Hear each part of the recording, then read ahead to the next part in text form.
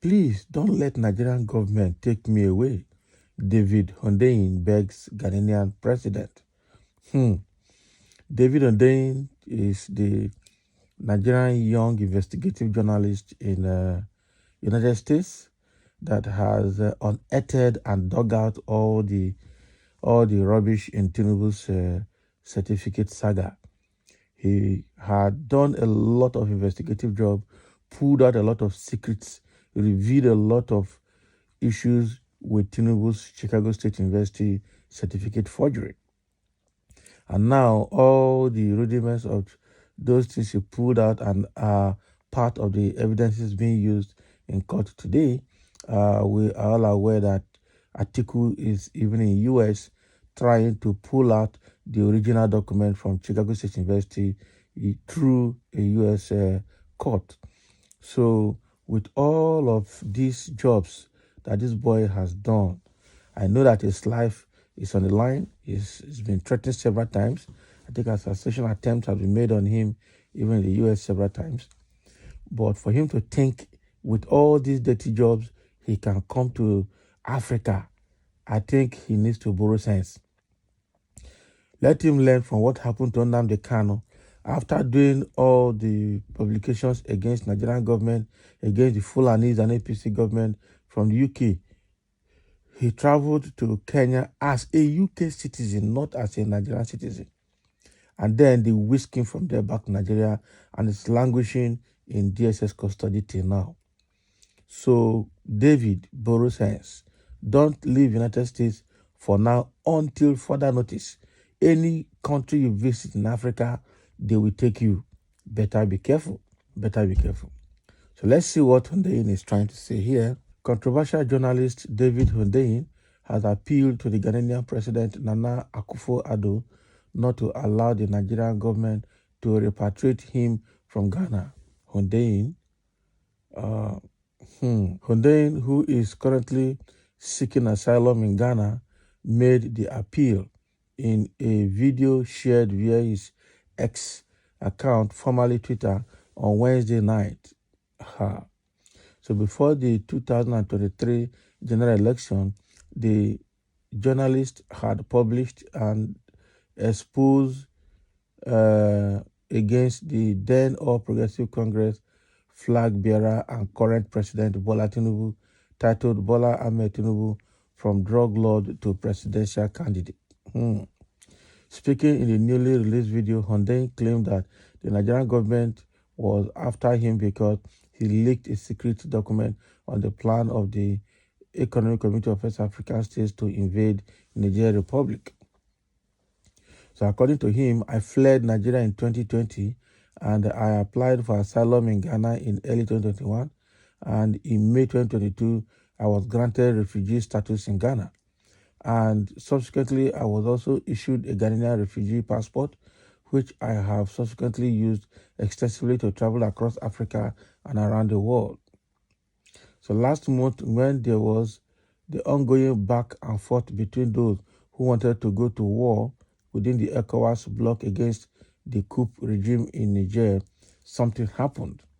The Nigerian President Bola Ahmed Tinubu made a move to deploy Nigerian special forces illegally into Nigerian territories. Into Nigerian territories to enforce a no-fly zone, and which is a euphemism for essentially staging an unprovoked military attack against an independent sovereign nation and a friendly country to Nigeria. So as was expected, most people in the Nigerian government and Nigerian military are in the citizenry at large. Were it not at all on board, with this? We're not at all on board with this. But Tinubu was clearly desperate to start this war with Niger, the war that nobody wanted. Subsequently, a secret document was leaked to me, a document which contained basically attack instructions, basically staging plans for this illegal invasion of Niger. And I knew that by putting this document out, I could potentially stop the catastrophic invasion, which would lead to an immense and unnecessary loss of West African life. So that's exactly what I did.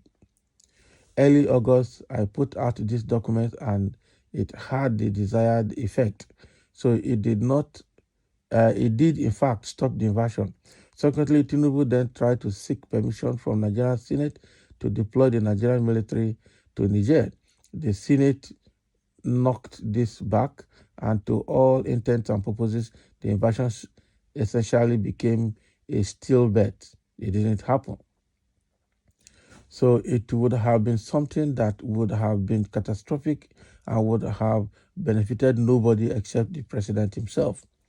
Now, after I leaked the document, I was made aware from several sources that the Nigerian military establishment and Nigerian intelligence establishment became essentially particularly enraged with me.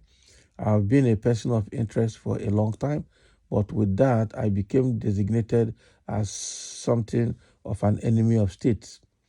So as fortune or bad luck would have it, just the month before this happened, the fact that I do travel with the Ghanaian passport that I do travel with, I had become exposed to the public through no fault of mine, my own, following a very unfortunate event in Zimbabwe, after which the permanent secretary at the Zimbabwean Ministry of Information, probably thinking that he was scoring a point against some sort of foreign journalist, following issues with foreign journalists, decided to tweet to a global audience that the fact that I did claim asylum in Ghana and that I travel with Ghanaian travel documents.